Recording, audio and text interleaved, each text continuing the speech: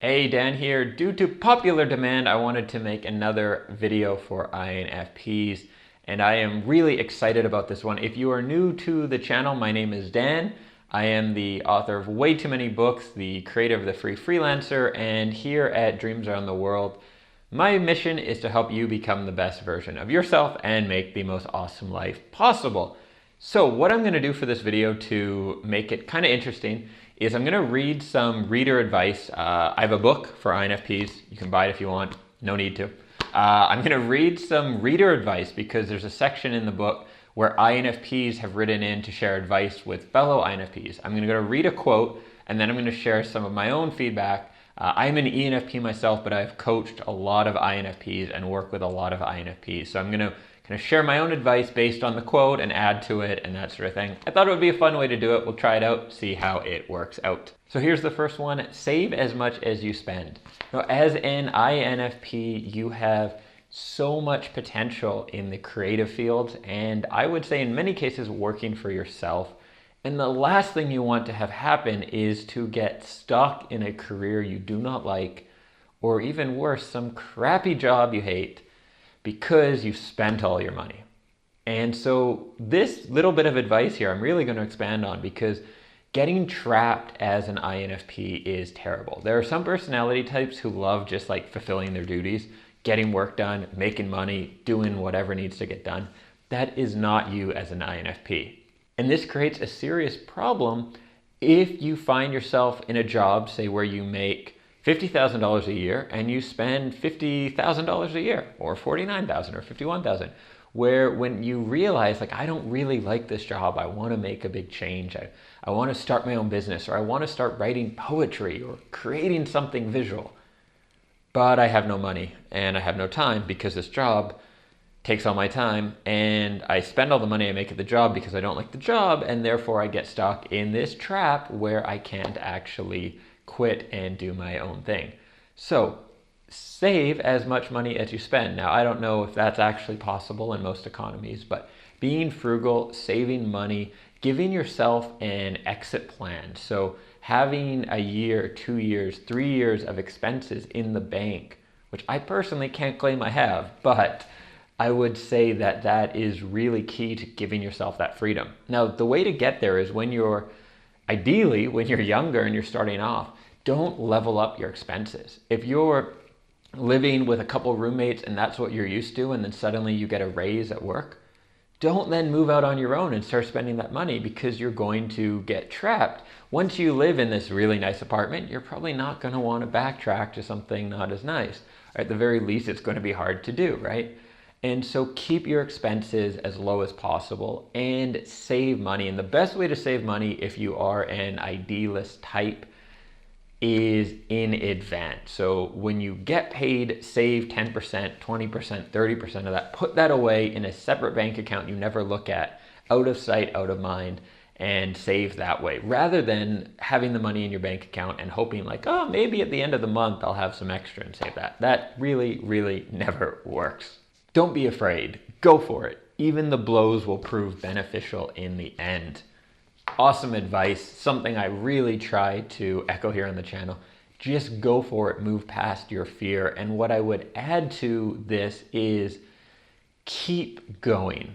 Because sometimes I've seen this with INFPs where you do come up with that courage and you make a jump. And often, I have to say, in my experience, you wait for that jump to be made for you. So I speak to more ENFPs who are like, hey Dan, I just quit my job. I want to start my own business. It's what I've always wanted to do. I'm ready. I talk to a lot of INFPs who say something very similar, but it's, hey Dan, I was just fired from my job. I never liked that job. I wanted to work for myself my whole life. Now I'm finally going to do it. Little difference there in terms of who starts it. So maybe actually, if I go on a bit of a digression here, if I were to add some more advice to that, it would be, don't wait for the world to take that action for you. Take the action on your own if there's something you know you really want to do. But once you do take that action, be careful about the fear coming back up and pulling you back into a job. It's very common to have that first big jump. I'm using the entrepreneurial example because that's really my world. So you have that first jump where you quit your job and you say, I'm going for this. I really want to make this happen.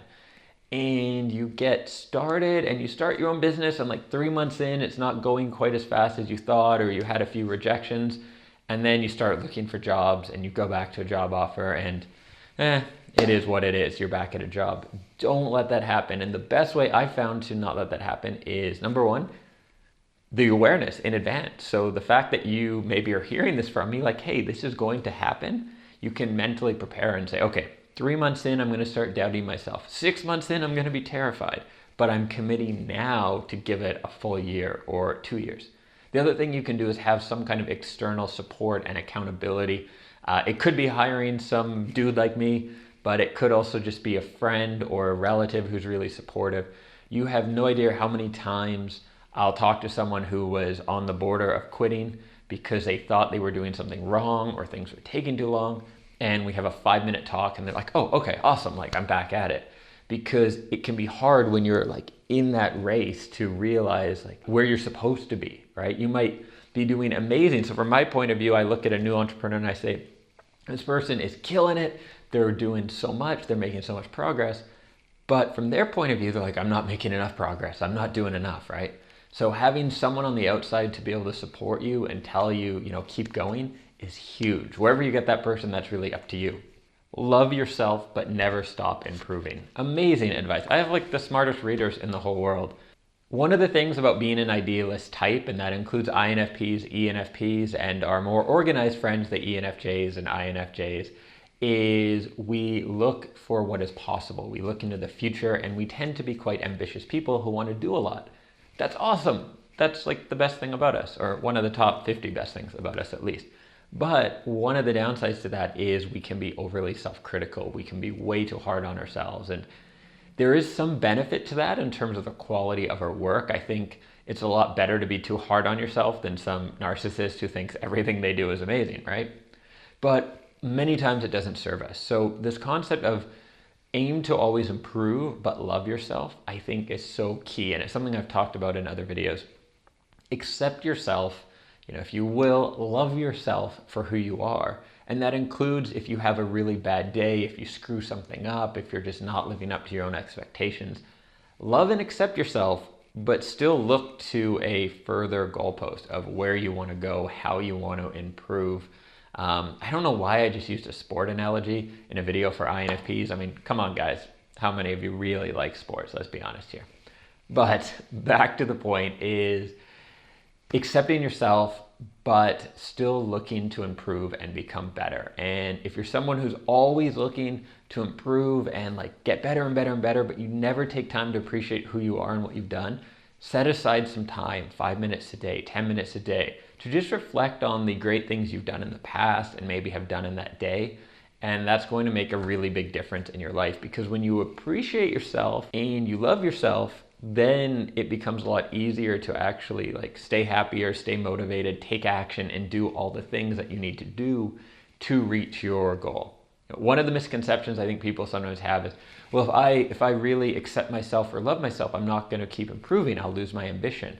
And I want to be, critical and anxious, and that way I'll have this drive. And I think that's total BS. There are people who are driven by like some self-loathing sort of anxious state, but that is not you, and that is not really how you want to be driving yourself.